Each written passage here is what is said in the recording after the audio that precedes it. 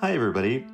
In this video I wanted to share some background about my Memoria series of photographs, including why I created this series, the process I use, and how the photographs are about more than just beauty for its own sake. This series holds a special place in my heart because it includes some of my favorite photographs, and it's had a lot of success with galleries and collectors, as well as marking a major evolution in my work as an abstract artist, and being featured in my first book, The Music of Trees. To create the photographs, which I mainly made from 2011 to 2014, I build up densely complex textures by taking multiple exposures of bare trees in winter from several different angles and combining them together in the camera, just as experiences and memories are combined together in our minds over time through complex webs of repetition and reinterpretation.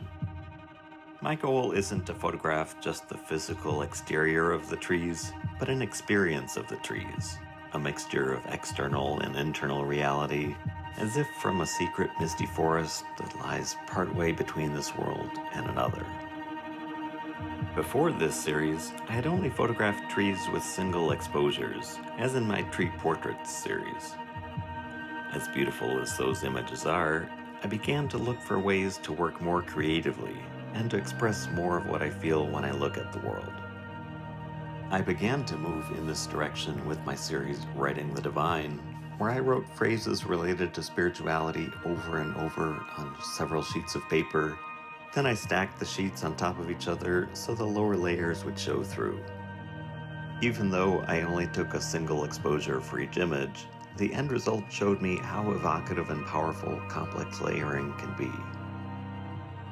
In late 2011, I was in a very reflective mood after my father passed away, and I noticed that I kept revisiting memories of my father, with those memories layering on top of each other in ways that felt a lot like the layers in my Writing the Divine series.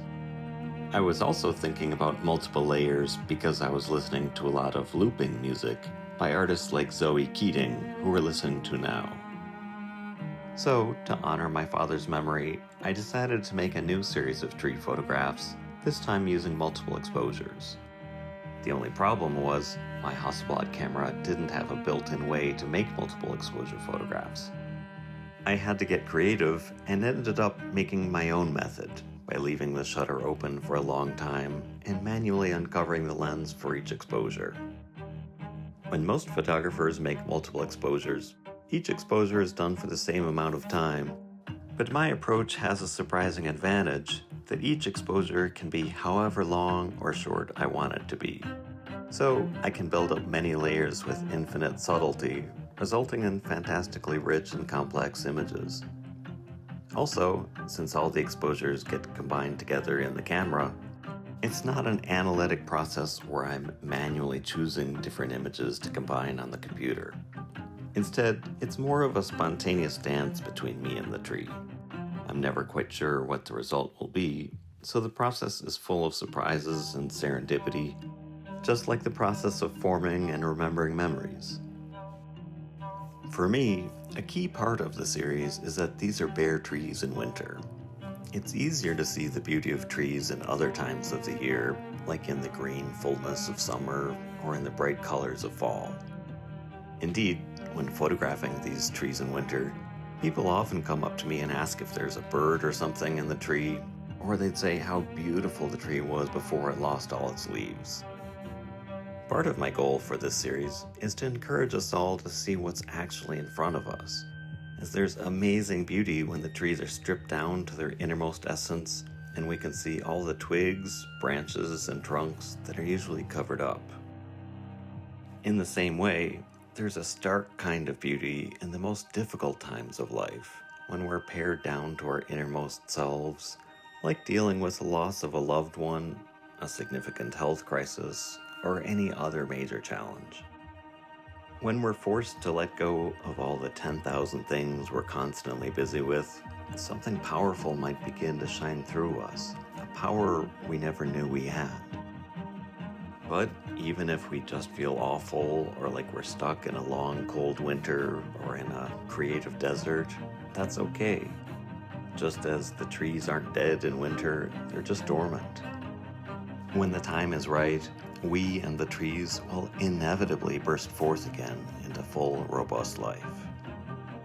When I'm out in nature working on this series, sometimes the experience would hit me especially strongly, as with this photograph here.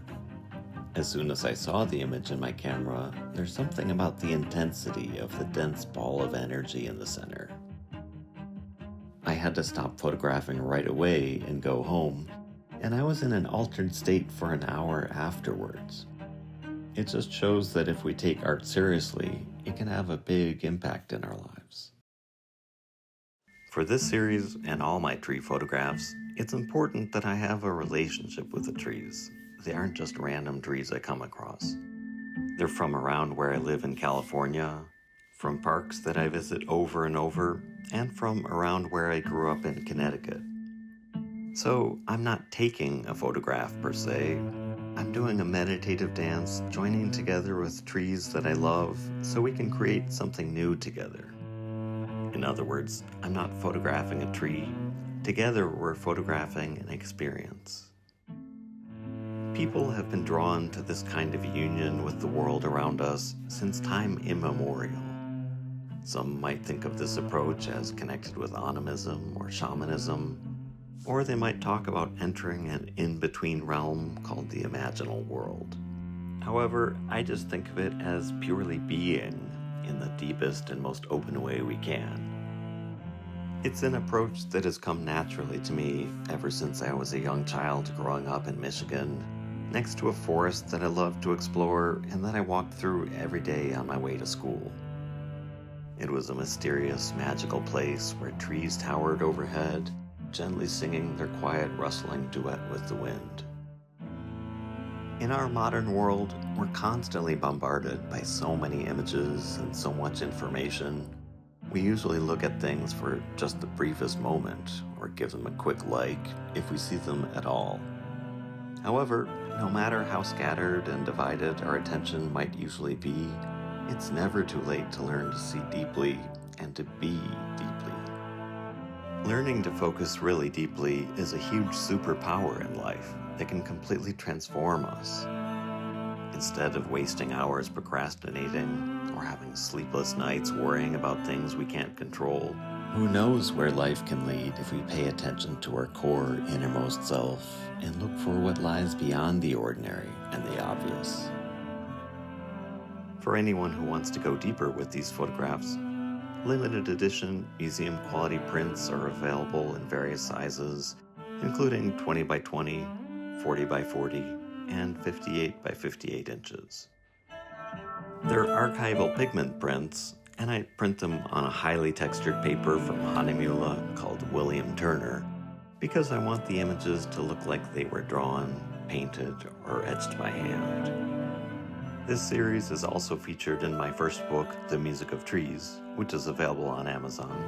And I also offer boxes of greeting cards, with 12 cards per box, using a variety of 10 different images from this series. As always, if you have any thoughts or questions, please let me know.